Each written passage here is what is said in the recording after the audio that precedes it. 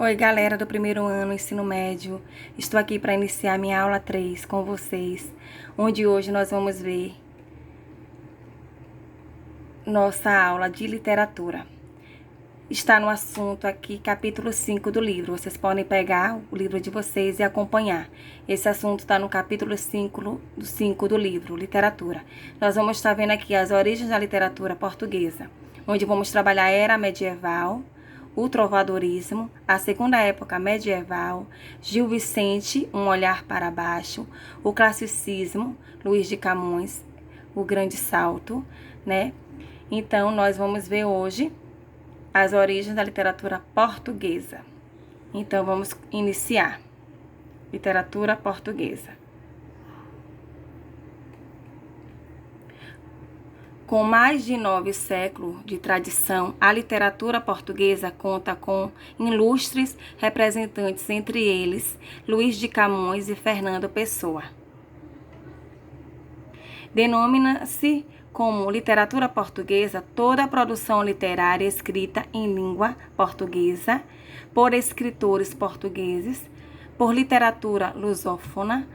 Compreende-se toda a produção em língua portuguesa de diferentes países de cultura lusófona, entre eles o Brasil, literatura brasileira e literatura portuguesa estabelecem uma enorme relação dialógica, visto que as primeiras manifestações de nossa literatura ocorreram durante o período colonial. Para compreender a literatura brasileira, sua história e origens, é imprescindível conhecer as origens da literatura portuguesa, que influenciou e ainda influencia nossa produção literária. Com origens no século XII, a literatura portuguesa teve seus primeiros registros em galego-português, haja vista a integração cultural e linguística entre Portugal e Galícia, região da Península Ibérica que hoje pertence ao território espanhol.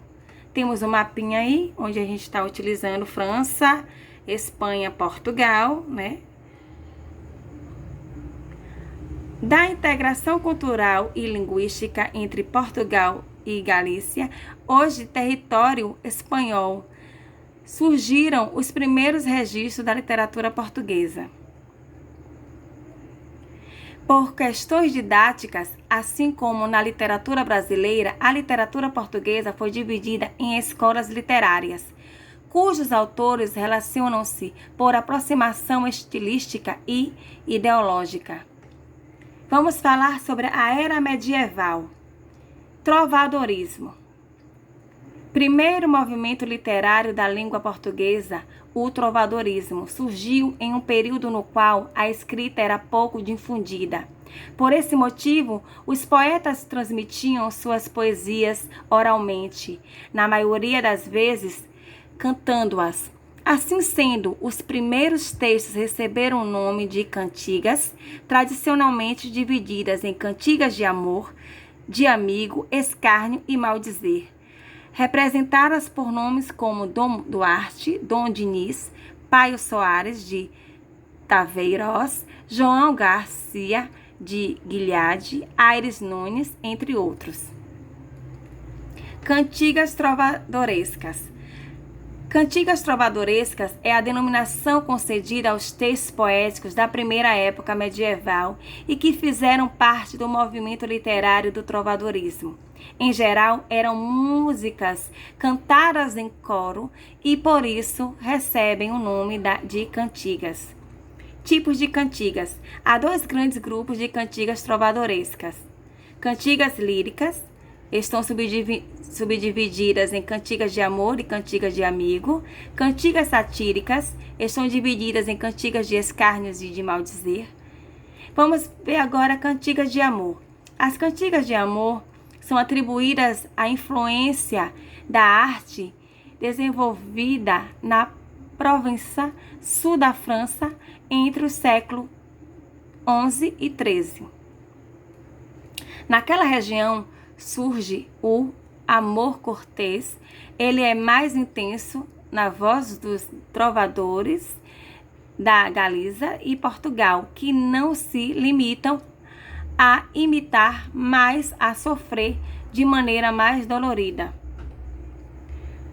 São muitas as causas do surgimento do lirismo provençal nas terras ocidentais da Península Ibérica. Entre elas está a chegada de colonos franceses que foram lutar contra os mouros ligados à Provença.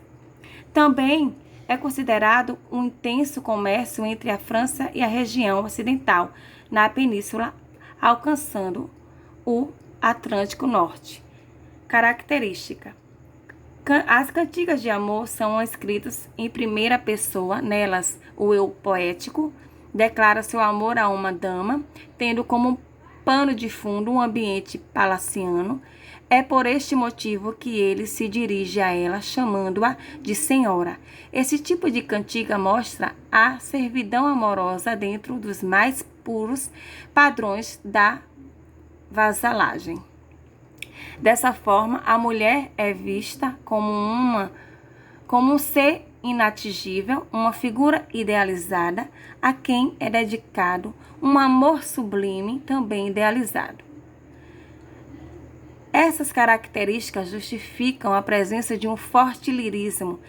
Esse é representado pela coisa do amor, o sofrimento amoroso e coita, que em galego-português significa dor, aflição, desgosto. Para os trovadores, esse sentimento é pior que a morte, e o amor é a única razão de viver. Exemplo de cantiga de amor de Bernardo de Bonaval. A dona que eu amo e tenho por Senhor, mostra-me a Deus, e vos em prazer for, se não dade-me a morte. Aqui tenha eu por lume destes olhos meus, e porque choram sempre, a mostrar-de-me a Deus, se não dade-me a morte. Essa que vos fizesse melhor parecer de quantas sei a Deus fazer de mim haver, se não dade-me a morte. Agora vamos ver cantigas de amigo. As cantigas de amigo originam-se do sentimento popular e na própria Península Ibérica. Nelas, o eu poético é feminino, no entanto, seus autores são homens. Essa é a principal característica que as diferencia das cantigas de amor, onde o eu lírico é masculino. Além disso, o ambiente descrito nas cantigas de amigo não é mais a corte, e sim a zona rural.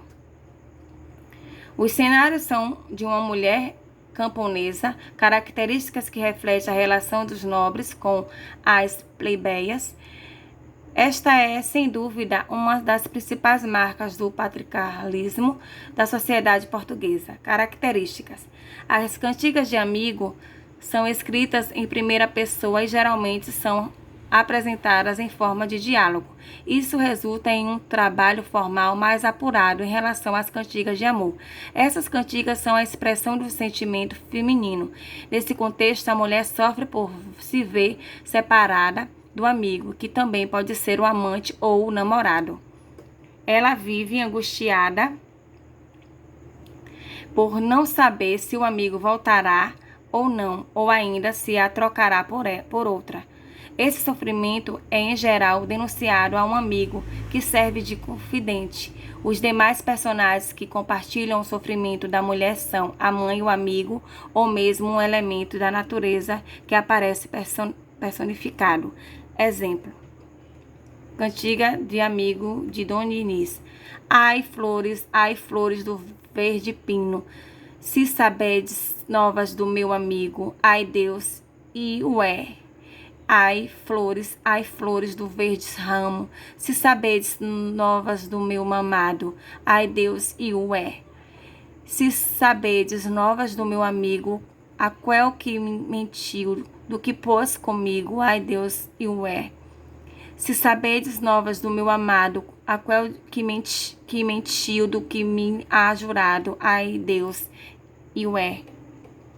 Ah, Deus, que me fizeste mais amar, contradimiar algo possa com ela falar, senão desde a morte. E agora a cantiga de escárnio e maldizer. As cantigas de escárnio são cantigas que apresentam em geral uma crítica indireta e irônica. Portanto, nesse tipo de composição podemos encontrar expressões ambíguas, ou seja, com duplo sentido. Já as cantigas de maldizer são canções cuja estrutura comporta críticas mais diretas e grosseiras. Nela são usados termos de baixo calão, como palavrões, pois o intuito é mesmo agredir alguém verbalmente. Exemplo, cantiga de escárnio de João Garcia de Guilhade. Ai, dona feia, mostre-vos queixar, que vos nunca louve em meu trobar. Mas ora quero fazer um cantar, em que vos loarei todavia, e vedes como vos quero loar. Dona feia, velha e sadia. Ai, dona feia, se Deus me perdoa, e pois a verdes tão gran coração, que vos elui em esta razão. Vos quero já loar todavia, e vedes qual será o laço. Dona feia, velha e sandia.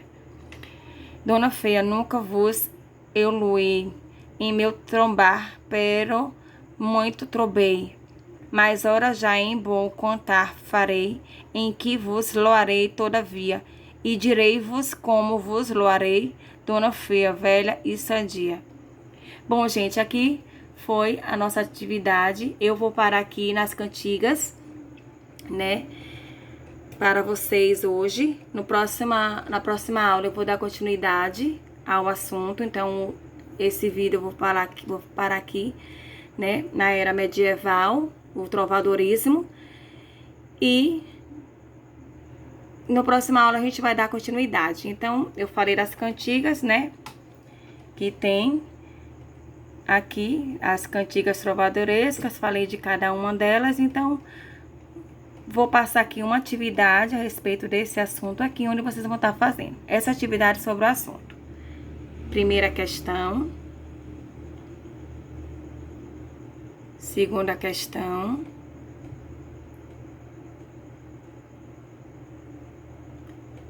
Terceira questão.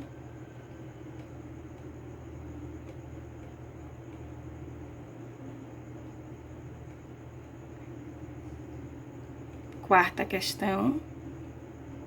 Quinta questão. Sexta questão. Pronto. E também tem uma atividade do livro na página 64 que vocês vão estar fazendo. Entendeu? Fora a atividade que eu tô postando aqui, vocês vão fazer ainda a página 64 do livro. Então, não esqueçam de fazer tudo isso aqui.